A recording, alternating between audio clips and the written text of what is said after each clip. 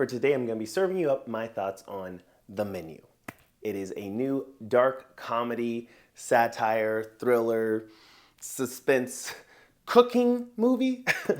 And despite using so many different terms and themes and genres to describe one film, I gotta say, The Menu pulls off being all of those things really well.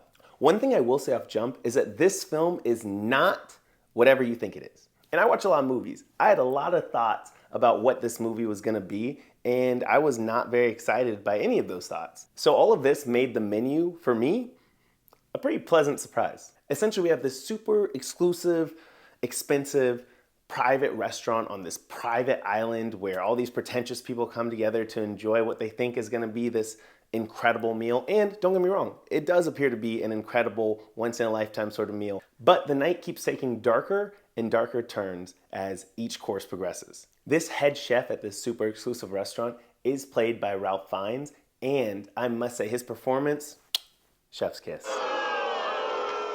I'm sorry, I couldn't help myself with that one. I'd say it's gonna be the last corny joke, but I don't wanna make any false promises.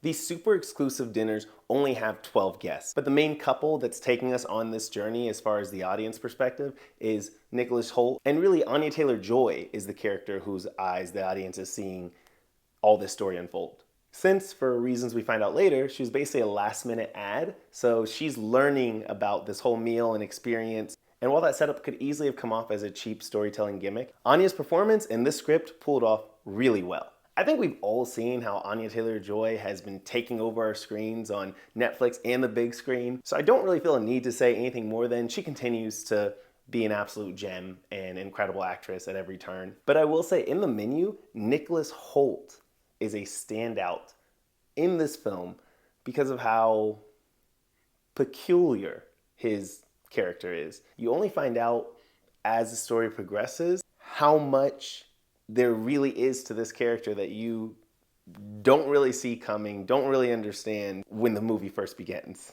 But the star of this film, as I already mentioned, Ralph Fiennes. He plays a character that I can only describe as a combination of Gordon Ramsay and Hannibal Lecter. Whenever he claps his hands to call attention to his staff, I mean, there was times when I wanted to stand up in the theater and be like, yes, chef.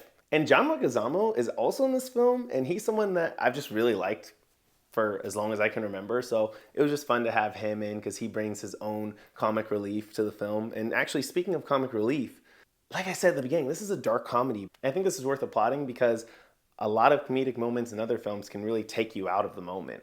And that's not what happens here. They are placed so well that it just continues to help move the story and the tension building along. I'm not sure what the technical filmmaking term for this is, but pretty much the entire film takes place in one room, like in the restaurant, which has an opening straight into the kitchen. So it's all essentially one room.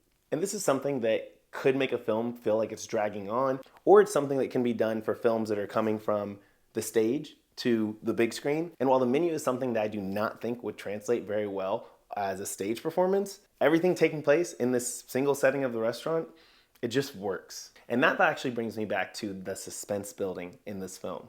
There's a famous speech in filmmaking, I think it's by Alfred Hitchcock, when he talks about suspense versus surprise. Surprise, he describes as a bomb going off underneath the table in a restaurant, just suddenly. Suspense is where you see somebody place the bomb, set the timer, and then they leave. So then you have people come in, the restaurant's filled, people are going, and you're in your head just like, when's this bomb gonna explode? Because you know it's there. Pretty early on in The Menu, you're basically told up front, hey, here's where this is going, here's what's gonna happen. And you're not being lied to, but the way that things unfold remains compelling the entire time. I already talked about the main three characters in the film, but really most of the cast does a pretty good job. There are some weaker performances than others, but I almost feel like those have to do more with the person feeling out of place, in my eyes, rather than them not doing a good job. What I do think is interesting is that similar to a film like Knives Out, pretty much everyone there is a not so great, if not outright terrible person. Yeah, I gotta give them credit because they're still all pretty endearing, at least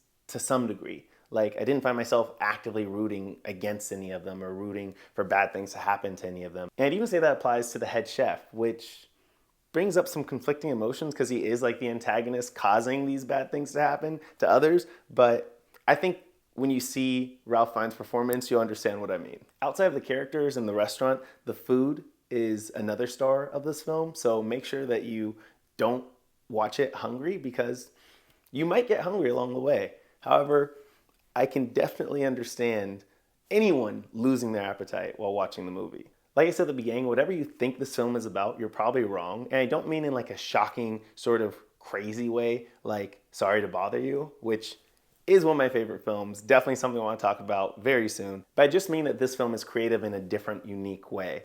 As is often the case in any movie that has a horror element, I found myself saying, I don't know why they're doing that. That's not what I would do. I would act totally different. I would do this. I would do that. Why can't we just get in the running car?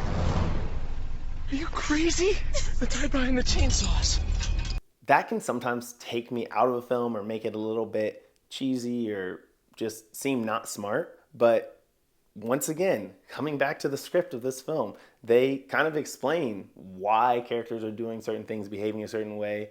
And even if it's a little bit of a reach for certain moments, overall, they do it in a way that's smart and plays really well for the characters in the story.